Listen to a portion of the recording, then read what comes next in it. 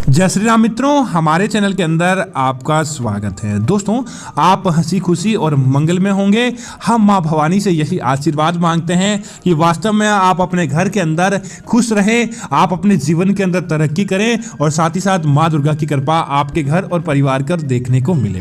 दोस्तों, आज हम आपको बताने वाले हैं कि हिंदू धर्म के अंदर नवरात्रि का त्योहार विशेष रहता है। एक तो चैत्र नवरात्रि और दूसरी आश्विन की शारदीय नवरात्रि। दोस्तों, हर कोई व्यक्ति इस दौरान व्रत आदि करके पूजा पाठ, दीप दान आदि चीजें करके माता रानी का आशीर्वाद करता है और नवरात्रि के दौरान व्रत करने का विशेष महत्व होता है। कोई लोग नवरात्रि के पहले और अंतिम दिन करता है, तो कोई व्यक्ति नवरात्रि को पूरे 9 दिनों के अंदर व्रत आदि धूप दीप करता है। लेकिन आज हम आपको बताने वाले हैं कि नवरात्रि के दौरान भूल कर भी अगर आप इन 5 लोगों में से आते हैं तो भूल कर भी आपको नवरात्रि का व्रत, पूजा पाठ आदि नहीं करना चाहिए, अन्यथा आपको किसी प्रकार का कोई फल प्राप्त नहीं होता है, न ही किसी प्रकार का आपको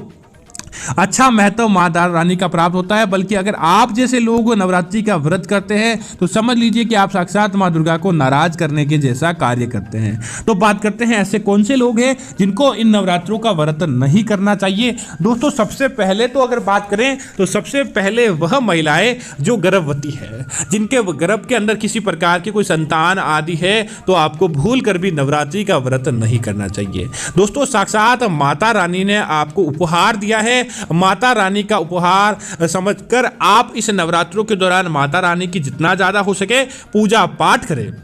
लेकिन भूल कर भी माता रानी का अगर कोई गर्भवती महिलाएं व्रत करती है तो दोस्तों, माता रानी आपसे प्रसन्न होने के बजाय आपके ऊपर क्रोधित हो जाती है और न ही आपको इस व्रत का फल मिलता है, बल्कि आपको तो अच्छा आहार, फल फ्रूट लेकर माता रानी की सेवा करनी चाहिए। माता रानी व्रत की नहीं, भाव की भूखी है। इसी वजह से आपको नवरात्रि का व्रत नहीं रखना चाहिए। दोस्तों, दूसरा वह महिलाएं और पुरुष जो नवरात्रि का व्रत नहीं रख सकते, जिसके अंदर बात करते हैं तो ऐसे पुरुष और ऐसे महिला जो हमेशा लड़ाई झगड़ा करता रहते हैं, अपने घर परिवार के अंदर किसी न किसी रूप से वह एक दूसरे से लड़ाई झगड़ा करते हैं, उनकी तलाक हो चुकी है या तलाक होने तक भी नौबत आ गई है, तो ऐसे पुरुष और महिला जो अपने शादीशुदा जीवन से ही संतुष्ट नहीं है, ऐसे पुरुष जो अपनी महिला को, अपनी पत्नी को तंग करते हैं, किसी प्रकार की लड़ाई झगड़ा करते हैं, ऐसे पुरुष और ऐसी महिला जो भी ऐसी प्रकार की गतिविधियों के अंदर शामिल हो, आपको भूल कर भी नवरात्रि का व्रत नहीं करना चाहिए। क्योंकि दोस्तों, माता रानी हमेशा उसी जोड़े पर प्रसन्न रहती है जो हंसता खिलखिलाता रहता है, अपने घर परिवार के अंदर खुशियां बिखेरता है। उस लोगों को नवरात्रि का व्रत करना चाहिए, बल्कि ऐसे लोगों को नहीं करना चाहिए जो अपनी पारिवारिक स्थिति को भी नहीं सुधार सकते हैं। अब दोस्तों, बात करते हैं आगे बढ़ने से पहले, लेकिन आपसे निवेदन है कि माता रानी की कृपा प्राप्त करने के लिए आप कमेंट के अंदर जय मां दुर्गा लिखें और साथ ही साथ वीडियो को लाइक करें। मां दुर्गा का आपको आशीर्वाद प्राप्त होगा। दोस्तों, अगली चीज की बात करें तो ऐसे लोग जो कि किसी प्रकार का ऐसा कार्य करते हैं जिसके अंदर पशु की हानि होती है, मांस बेचने वाले हो गए, या फिर आप किसी प्रकार का कोई मांस आदि का व्यापार नवरात्रि के 9 दिनों के दौरान करते हैं और आप शराब का सेवन करते हैं, मांस का सेवन करते हैं, नशीली चीजों का सेवन करते हैं, और अगर आप इन दौरान भी, नवरात्रि के दौरान भी इस चीजों का सेवन करते हैं तो उसके बाद आपको ध्यान रखना चाहिए कि भूल कर भी आप माता रानी का, नवरात्रि का आपको व्रत नहीं रखना चाहिए। क्योंकि दोस्तों, इससे आपकी सात्विकता नहीं रहती। अगर आप माता रानी का व्रत करना चाहते हैं, आप चाहते हैं कि माता रानी का आपको आशीर्वाद मिले, तो आपको पूरा सात्विक होने के बाद ही नवरात्रि का व्रत करना चाहिए, ताकि उसका आपको सौभाग्य प्राप्त हो, आपको अच्छा फल प्राप्त हो, न कि किसी प्रकार का आपको दुर्भाग्य देखने को मिले। इसी तरह दोस्तों, नवरात्रि का व्रत उन लोगों को भी नहीं करना चाहिए जो चरित्रहीन हो। ऐसी महिला हो या ऐसे पुरुष हो जो अपने परिवार के अलावा भी किसी अन्य क्षेत्र में संबंध रखते हैं, या अपने घरों से, अपने बड़े बुजुर्गों से छुपाकर किसी प्रकार का कोई संबंध रखते हैं, भूल कर भी आपको ऐसे व्यक्तियों को नवरात्रि का व्रत नहीं रखना चाहिए। ऐसा करके ना आप माता दुर्गा को प्रसन्न करते हैं, बल्कि आप उनसे क्रोध हो जाते हैं और वास्तव में उनके क्रोध का आपको सामना करना पड़ता है। इसीलिए भूल कर भी ऐसे पुरुष या महिला भी नवरात्रि का व्रत नहीं रखें, आपको उसके अच्छे फल के बजाय नकारात्मक शक्ति देखने को प्राप्त हो जाती है। दोस्तों, इसी तरह अगली बात करें कि नवरात्रि का व्रत किनको नहीं रखना चाहिए, तो ऐसे व्यक्ति जो वास्तव में एक दूसरे से ईर्ष्या रखते हो,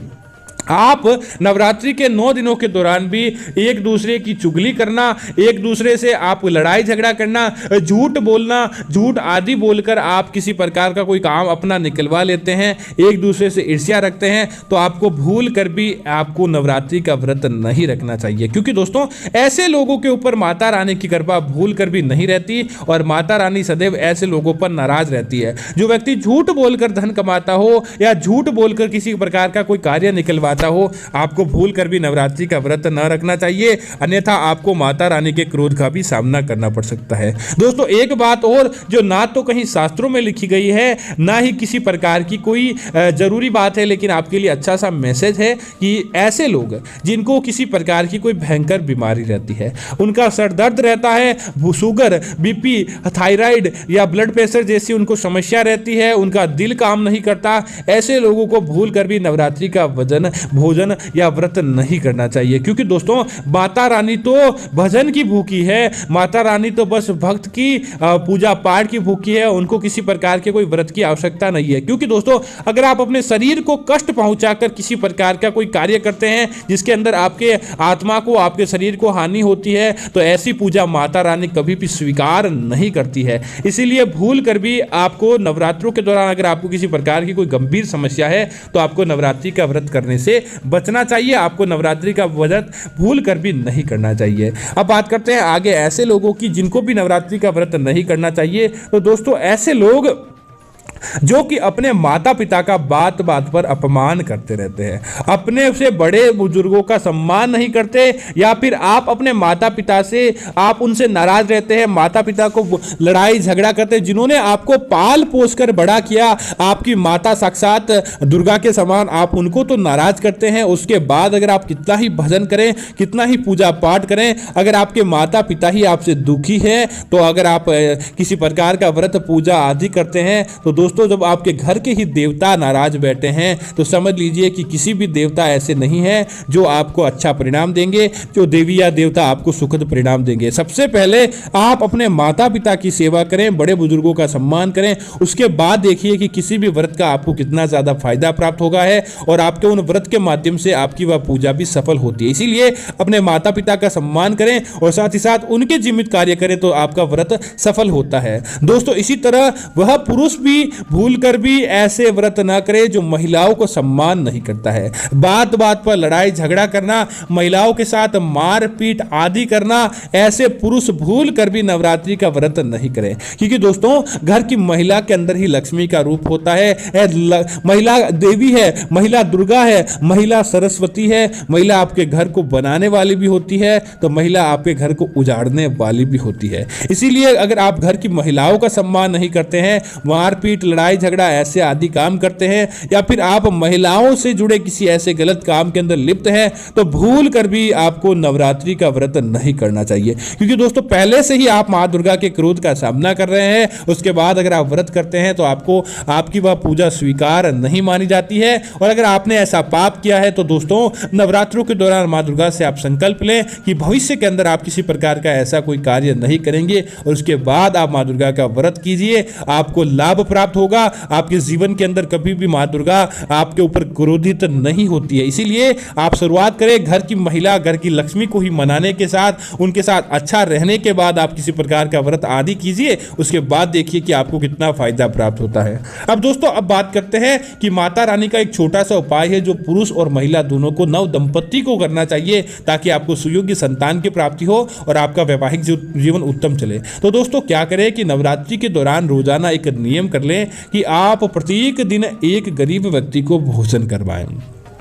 आप उन्हें कुछ दान दक्षिणा आदि दें, और साथ ही साथ आप क्या करें कि घर की विशेष नई बहू आई है या नई महिला आई है और आप नव विवाह के अंदर बंधे हैं अभी 4-5 साल के अंदर अंदर, और आपको सुयोग्य संतान की प्राप्ति चाहिए, तो आप क्या करें इन नवरात्रों के दौरान जितना ज़्यादा हो सके मछलियों को आटा खिलाएं, आपके आसपास गौ माता रहती है तो गौ माता को रोटी खिलाएं, आपके आसपास कोई काला कुत्ता रहता है, ग्रह शांति चाहते हैं, परिवार के अंदर वैवाहिक जीवन के अंदर उन्नति चाहते हैं, तब आप काले कुत्ते को तेल से चुपड़ी हुई रोटी खिलाएं। निश्चित तौर पर नवरात्रि के दौरान अगर आप इन छोटे मोटे उपायों का ध्यान रखेंगे तो आपके घर के अंदर देवी माँ का प्रवेश होगा। माता रानी सदैव आपके ऊपर प्रसन्न रहेगी, जिसकी वजह से आपके घर परिवार के अंदर खुशियां देखने को मिल जाएगी। तो दोस्तों, उम्मीद है कि नवरात्रि से जुड़ी यह जानकारी आपको अच्छी लगी होगी। ऐसी अन्य जानकारियां देखने के लिए आप हमारे इस चैनल को सब करें और साथ ही साथ वीडियो को लाइक और शेयर करना ना भूलें। कमेंट के अंदर जय मां दुर्गा लिखें ताकि आपको नवरात्रि का संपूर्ण लाभ प्राप्त हो। धन्यवाद मित्रों। जय श्री राम मित्रों।